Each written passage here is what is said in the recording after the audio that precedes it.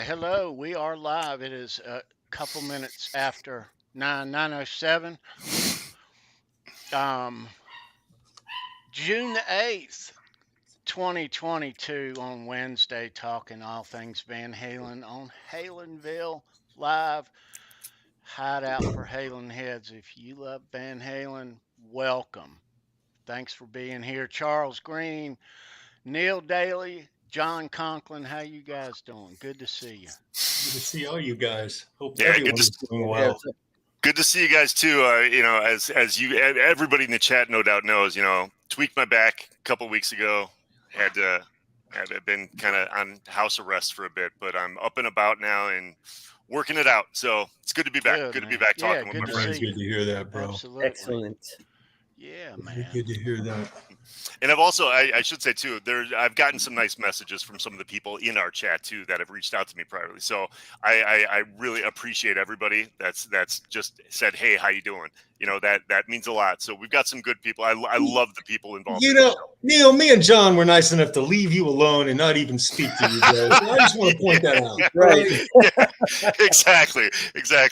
I noticed how I said the people in the chat reached out to me. Yeah, I hear you, bro. I love you, man. Neil, I gotta be told to call my mom, but remember to call my mom. Right. Yeah.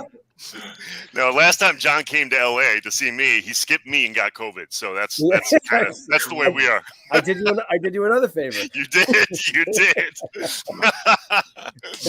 Nice. Yeah, Neil, it is good to see you, man. Thank and you. it is good to hear that you're on the mend. Yeah, thank you. Absolutely.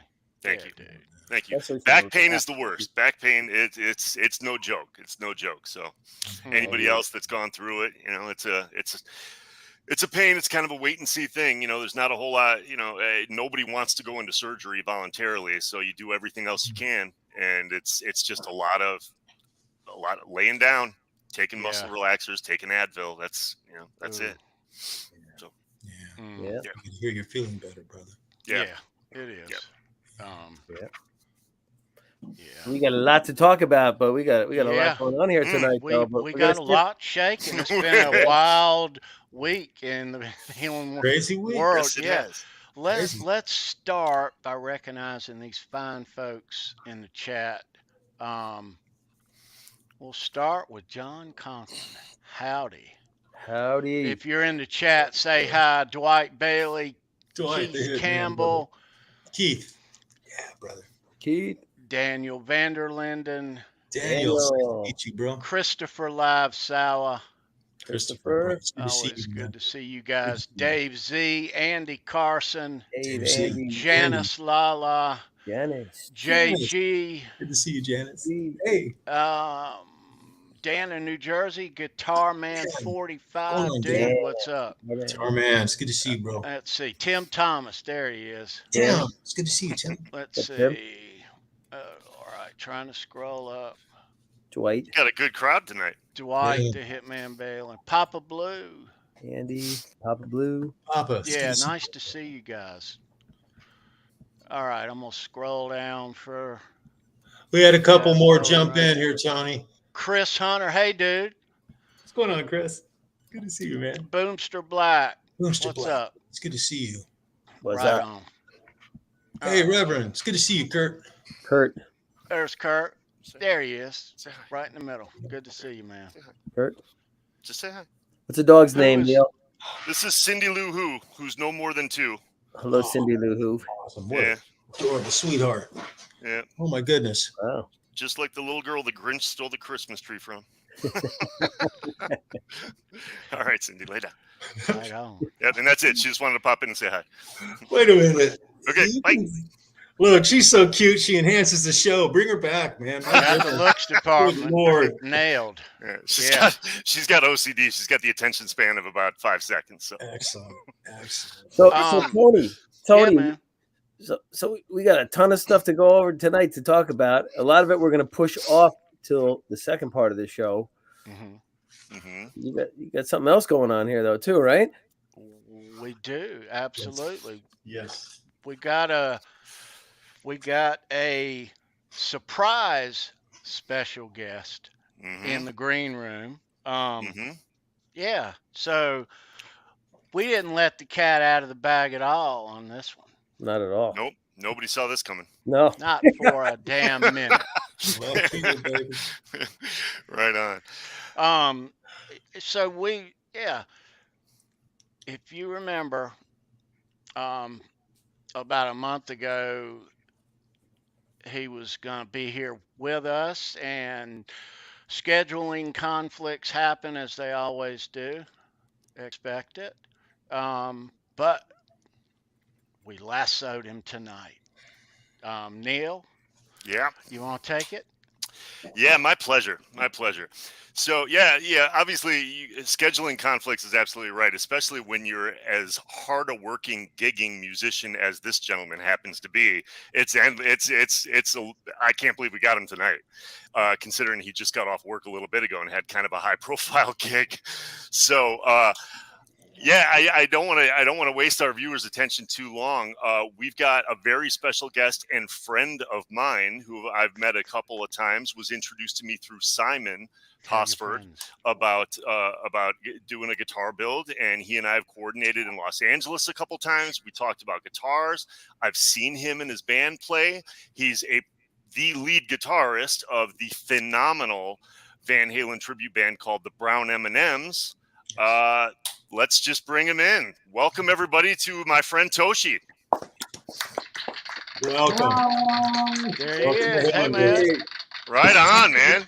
Thanks for having me. Awesome. Toshi, welcome. Welcome, dude.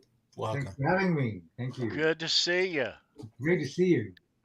Yeah. So Toshi, before we get too much into the Q&A part of the show and everything, I've kind of alluded to this a little bit before, and I didn't know if you wanted me to mention this or if you want to. So I'll ask you right now. Do you want to tell our viewing audience and the people in the live chat what you happened to be doing just before you came on today? I don't know if they know what your other gig is. Well, I'm house band guitar player for a TV show called Jimmy Kimmel Live. And we just played for our president, Joe Biden. He was a good. Very cool. Very cool. That's high profile right there. We're in at 11:30. The bandstand and shook, our hands, and he's such a, nice gentleman, and we all appreciate it. So. Can I just point out how cool it is that to you, watching your body language and your behavior, it seems kind of like an afterthought. You're such a humble guy, the way you talk about it. You just play guitar for the freaking president. And then you came on our show. Minutes at, this is it's just a day in the office for you. Yeah. Yes. It feels like. Man, you are amazing. You are such a cool cat. I'm so happy to introduce you. Yeah. So anyway, so I talked about, you and I remember we sat at, I think it was Eat Cafe on Magnolia. Yeah. And we talked, we shared, I brought you one of mine. You brought me yours. We've got some really cool ideas. And as in future episodes, we'll get into a little bit of the kind of off the beaten path you and I are going. We're going to do something neat. Totally original, totally a one of a kind. That's yours and yours alone, but in the absolute spirit of Eddie. So it's going to be a lot of fun. But let's why don't you, if you don't mind, tell us a little bit about how you started picking up the guitar and when you started, where you're from. Why don't we start there? Where I'm from? Yeah. I'm from I want to say Kawasaki, Japan. Like a motorcycle, Kawasaki. Yeah, that's my town anyway. Right next to Tokyo. I was born there, and my parents are both musicians. My mother was a pianist and teacher. My dad was an opera singer and also a university teacher. Anyway, so I just born, they were hitting me with a stick. Sang, I used to hate it. So I told my mom, I think I can get away from piano if I start violin. So I started violin, and my mom said, for you to play violin, you have to, train your ear. So you must have to play piano. So I have to do both, big mouth, yellow mouth. So anyway, but so I started about 4 the violin and get to but also my dad gave me transistor radio, the mono radio, and mono cassette tape recorder. And in our town, it was the Navy base was closed, right? So I used to get FEN like American radio station. So it used to play like old American music or like a foreign music, and turned out to be like Led Zeppelin and Deep Purple and Allman Brothers and Eagles and all that. But I didn't know who they are, so I used to like the sound of those music, and so I used to put those together and record it onto. Oh wow! So I listen over and over. So I do classical music, but side of that, I listen to rock and roll music. And around 5th grade, I was listening to like late night radio station. Then I hear. Where's my freaking pick? Sorry. I hear.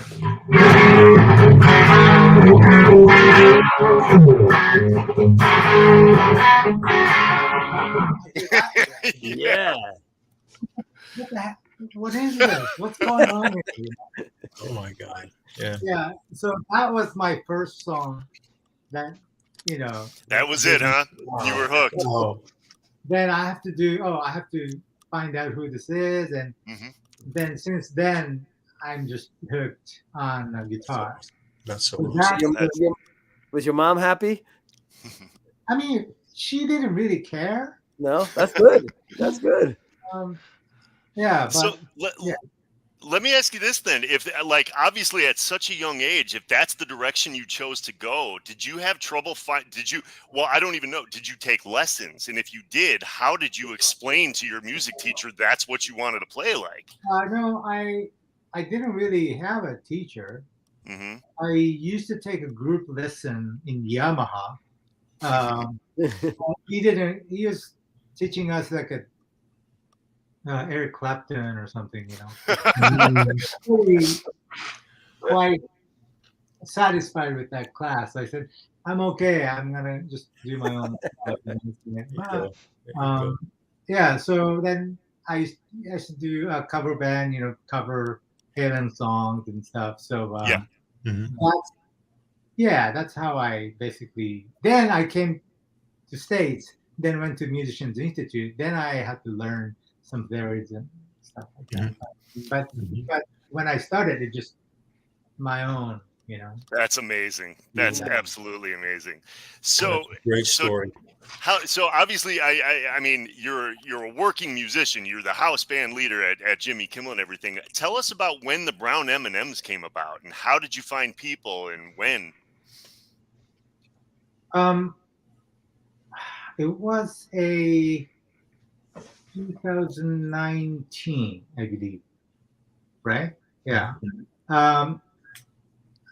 It was before we got notified that, by the way, on a pandemic around April 2020, our music department told the band, the Jimmy Kimmel band, like, hey, Eddie's not good in shape. Wow. So you guys might have to, get some music ready for just in case he passes.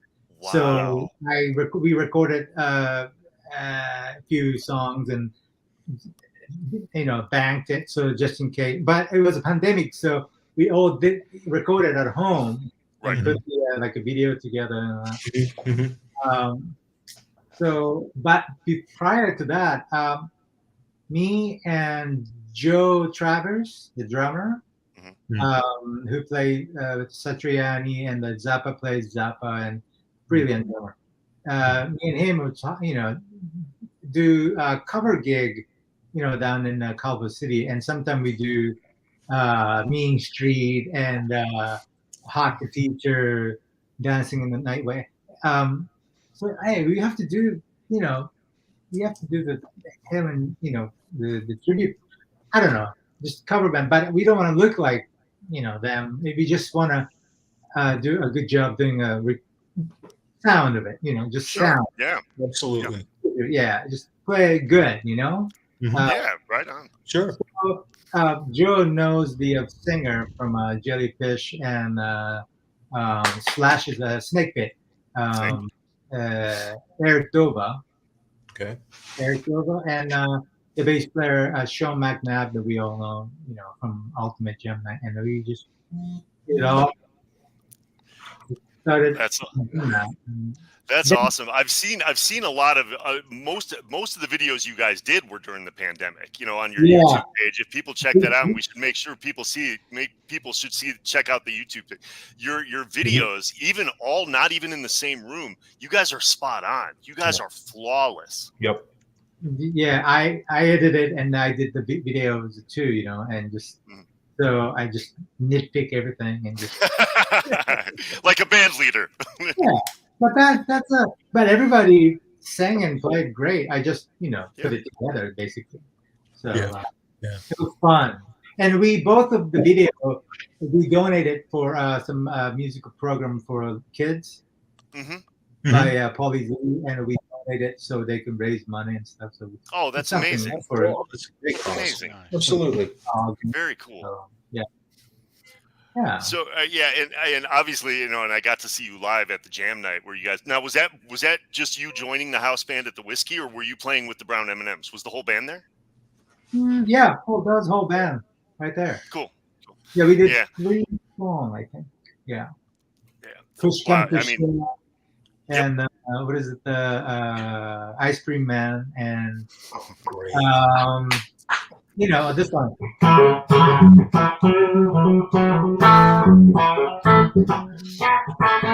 Whiskey, right? Take your whiskey home. Yep. Right on. Yep. Right on, baby.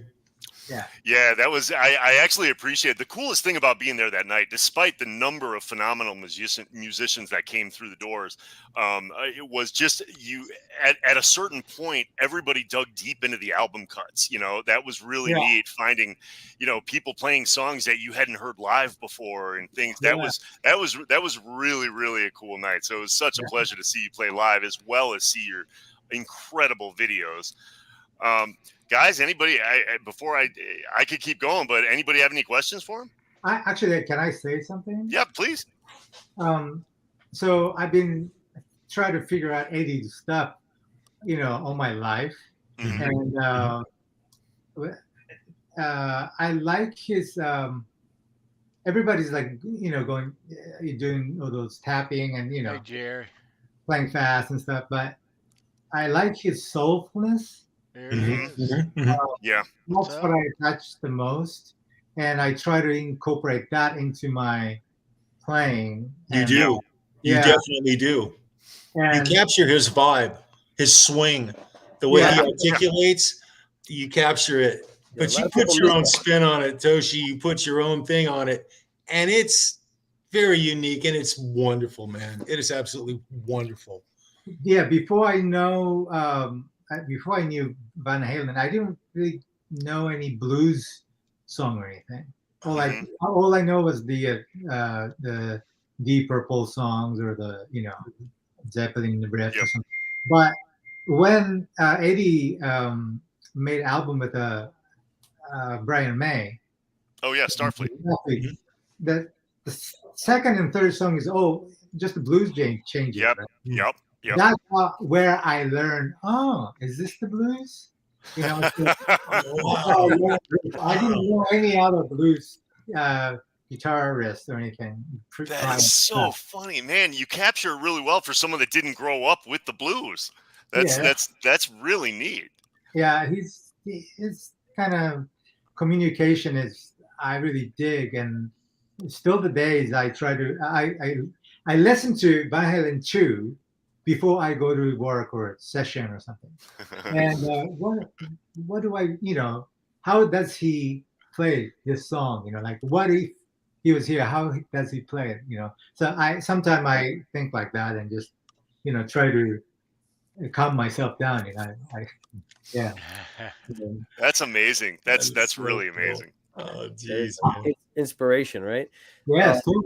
It's so funny that you mentioned the Brian May thing because it was like a blues album, and Eric Clapton said that it was horrible. He basically said, "Did you know that?" Eric and Eddie said, "Well, if I'm a bad blues player, he's a shitty teacher." That's what Eddie said to Eric Clapton. Yeah. Eddie learned it all from him. He goes, "So if I'm a bad blues player, he's a shitty teacher." That was his response. So it's pretty funny, right?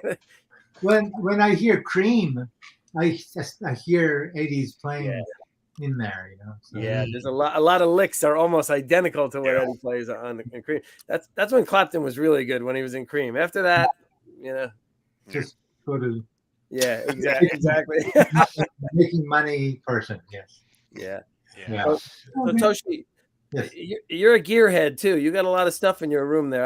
I remember I was asking you questions one time about your that chorus that Eddie on little guitars. You nailed that sound. On there. Okay.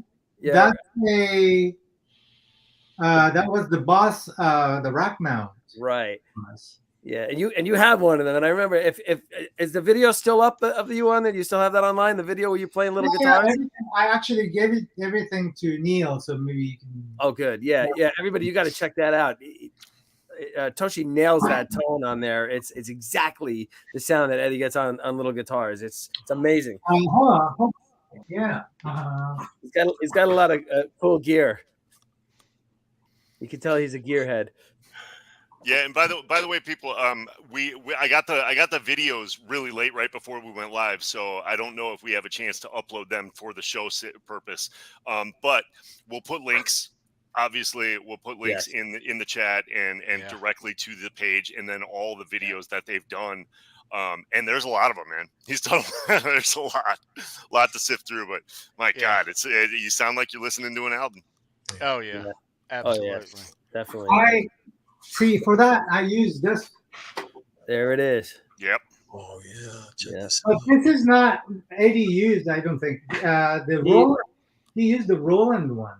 Right.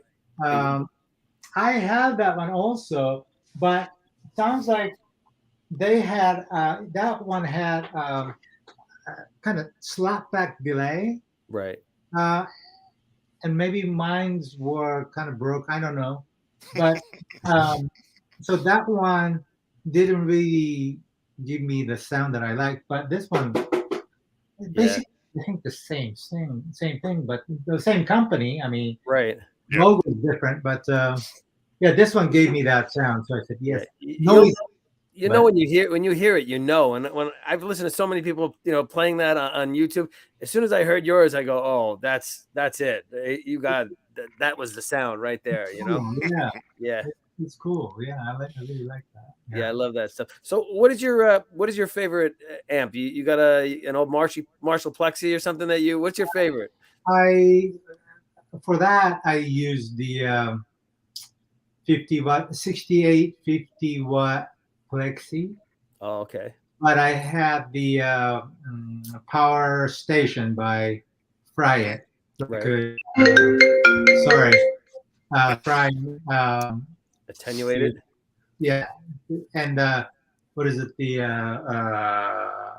Variac to set the 90 volt. Right. And boost the power app. Yeah, the power, the volume. Same as Eddie did. Yeah. Toshi, can I ask you on Jimmy Kimmel? I know your rig has changed over the years. It's had to have, but what are you using, if I may ask? For Jimmy Kimmel, like it's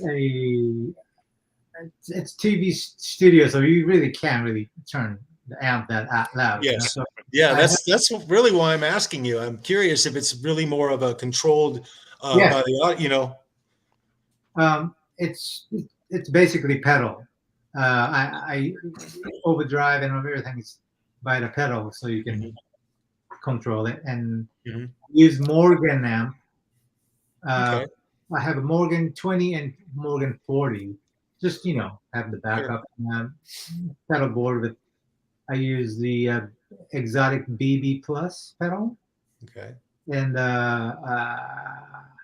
Friedman Dirty Sherry. Okay, I'm familiar with the Dirty Shirley. Yeah, that's mainly two different type of. Actually, yesterday I played the Wolfie's song, "Don't Back Down." Really? Yeah, Really? we do that song, and what's the other one? Is that? I haven't seen that yet, but we're going to be able to see that, aren't we? It's going to be up. Yeah, it's very short, Yeah. very. Yeah. In and out of commercials, I'm But, sure, but but we do those songs, and oh my God, that's That's take awesome. awesome. respect, So Yes. Yeah, that's cool. Yes. yeah, That's so awesome. basically pedal environment. Are you guys given is the house band? Are you guys given parameters with what songs you can do? Is there any limit to? Does studio or network ever come to you and say, "These are what? How does that work?" Basically Beatles, Led Zeppelin, Stone. Off limits, right? Yeah, no. It's cost a lot of money, so Yeah, of course. we do one cover a night, and the rest of is the originals. Oh, cool. We write together, and we Yeah. split the publishing and stuff.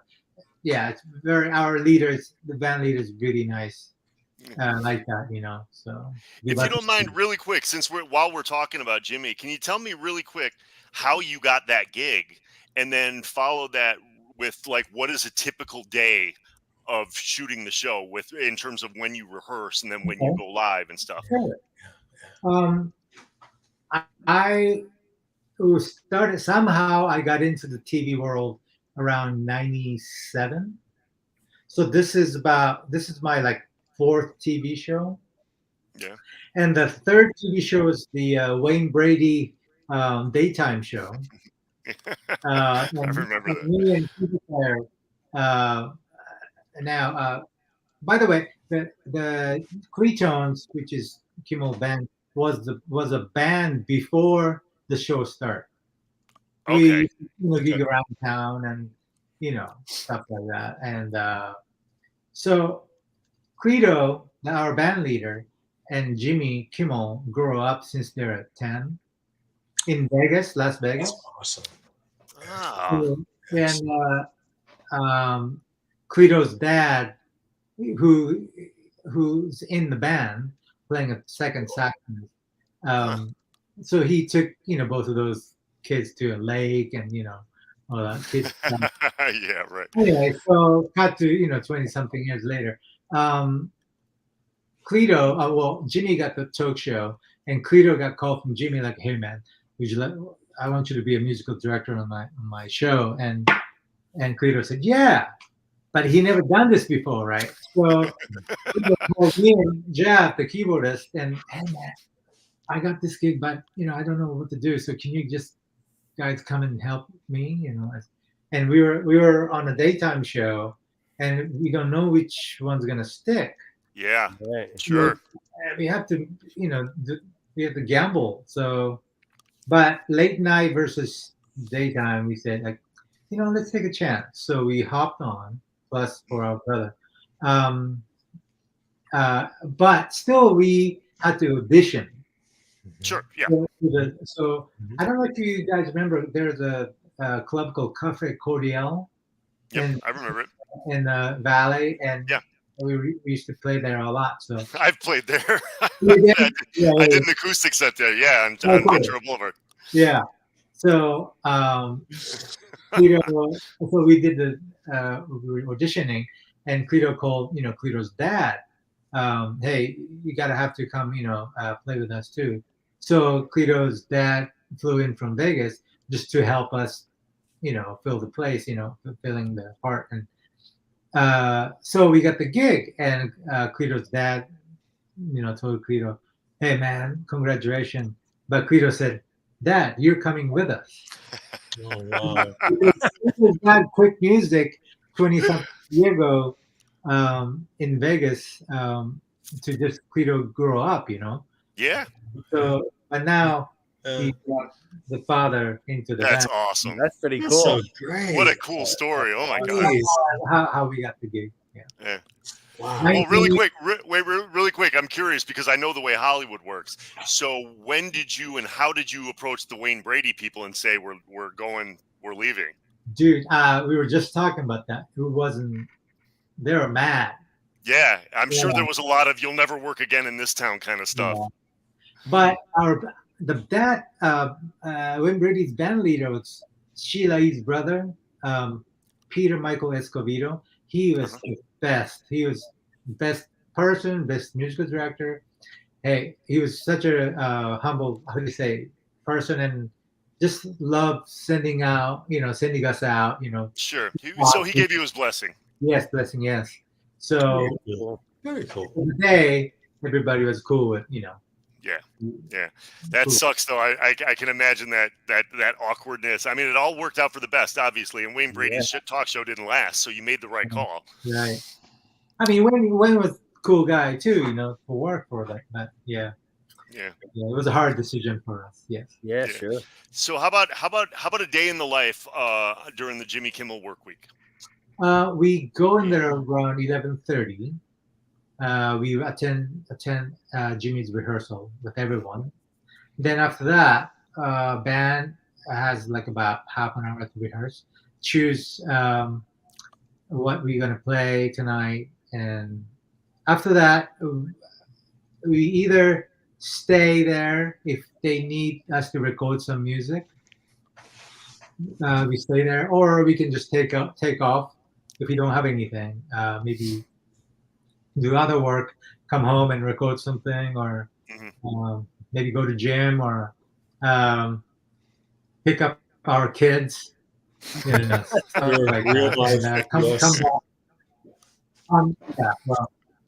Then we go over there around 3:30 and put on our clothes, a little makeup, and do the show around 4:30 through 5:30. Yeah. Awesome. That's amazing.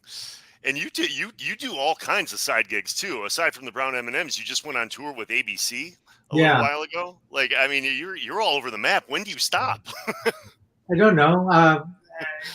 If they need me, I'll be there, and it's still Jimmy Kimmel was great, but you just have to do other things to fulfill your. I'm sure. Yeah. Yeah, absolutely. Yeah. Or connection with other place. I don't want to say you won't go anywhere or anything, but you never know when stop. When everything stops, you got to do something else. So I'm gonna go on the road with ABC. First 2 weeks in July, Canada and the East Coast. Are you coming to North Carolina anywhere near Charlotte? I might do. Tony, you're there, bro. We jump on these kind of things around here, Toshi. Right, in North Carolina, is it? Charlotte, North Carolina, or Greensboro, or Raleigh, any major city. Tony's in Raleigh. I'm in Charlotte, essentially. And we've been known to navigate the state back and forth to catch a great show. So, okay. Yeah. Well, he's also you're going to Japan soon too, right? Yeah. Then after 2 weeks, I come here for a week to Kimmel, and that Thursday night, I'm taking off to Japan until end of August, and come back here for 2 weeks to Kimmel and go again to Japan. Then 2 weeks over there and come back and go to New York for a week that night, and so then You're gonna get some frequent flyer miles, kid. Nice. Yeah. I'm gonna try to find a date, and I'll let you know. Thank you, Toshi. Yeah, that is awesome. Awesome. Yeah, that is awesome. So you do but you've toured with ABC before. You did a few months ago, right? In November, I did it for a week. Then I did the cruise ship, 80s cruise ship. Oh, right. How was that? Was that fun? That was awesome. The people I are nice. post. They're so nice. People are nice. And, hey, you guys sound great. Let me buy your drink. That went on for like 4 days. That's pretty good. It's great work if you can get it. Yes, It is. So Toshi, for like ABC, what you put together a different type of rig for that? Yes, unfortunately, I cannot take a whole lot. So I have an M9 Then have a few, maybe one chorus pedal and phaser and one overdrive and wah pedal. Right. Yeah. And that's pretty much it, right? Yeah. Yeah. Very cool. The new wave sound. Exactly.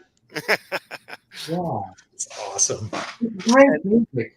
It's such a dancey, great, awesome music, and people are dancing and people are laughing and just it's really nice era of music. Oh, I agree. I remember, playing music in the early 90s when you were trying to emulate all our grunge rock heroes, and all it did was make people sad.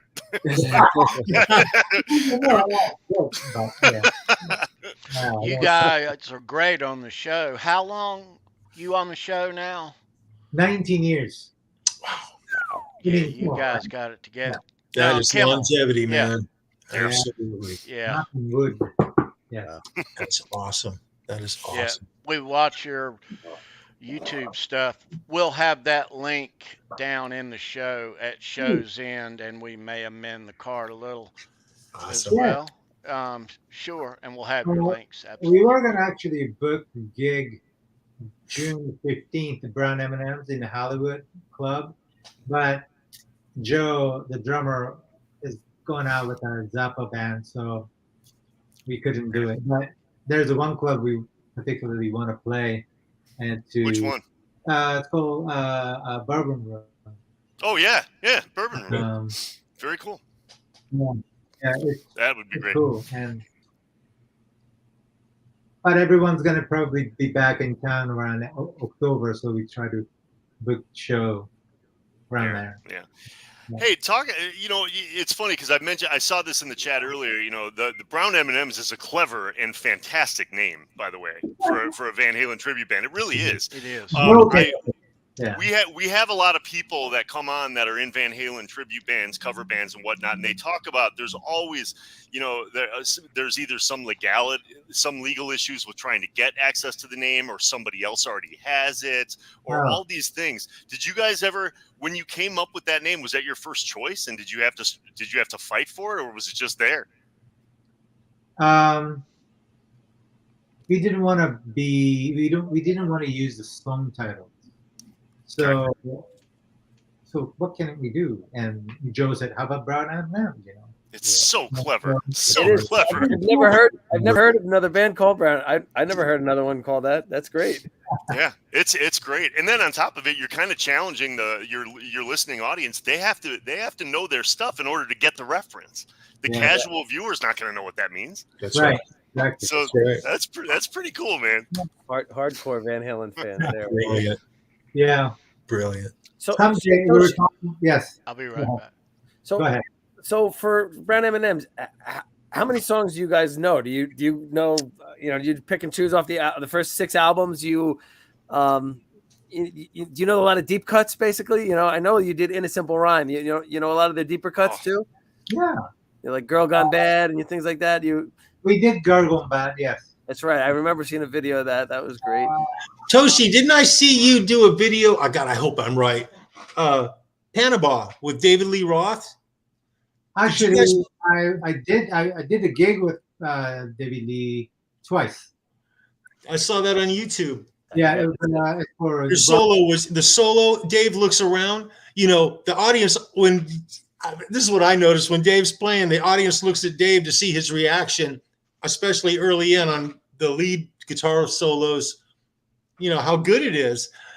And he looked at you and Toshi, he had an absolutely stupid grin on his face and he pointed at you and he said, "That's it," right there in the audience. So you got Dave's approval, my man. He was really nice to us. Excellent. Yeah, he tipped us at the end and gave us a bottle of champagne, and it was nothing bad about that. Bad about him. He was very entertaining. Yes, he is Dave, right? Yeah. So Toshi, back in 2015 when Van Halen was on, obviously you must have been very excited for that. Was that the first time you ever met Eddie? Was at that taping then?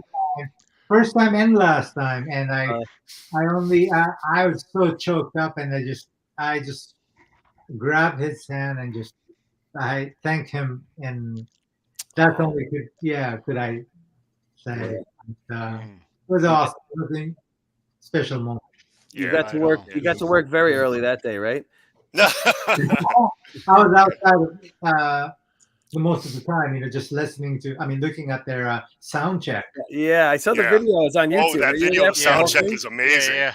Oh, and the best part was, when David Lee, doing those mic stand thing. Right. Yeah. The nose. Yeah. Yeah. When that happened, so David went off to the stage and didn't come back, right, for a while. And Eddie was, what the fuck is he doing? Just Yeah. but he had to keep playing. Right. So him and the rest of the band was jamming for like 10 minutes. That was really cool. That was priceless. Yeah. That was great. Yeah. It was. Well, I'm so glad you got to meet him. At least one time. That was. It makes me think too. Like you met him at almost the perfect time to meet him. In terms of we obviously know through the 2000s he's had ups and downs, and I think right around 2015 he was playing great and he was healthy, and that was. Yeah. That was. I think you caught him at a really good time. So good for you, bro. Yeah, absolutely. Thank you. Yeah. Right on. Mm-hmm. Very cool. Did you get to take a peek at his rig and everything when they were setting it up and all? Yeah, I went in the back and yeah. The pedal board.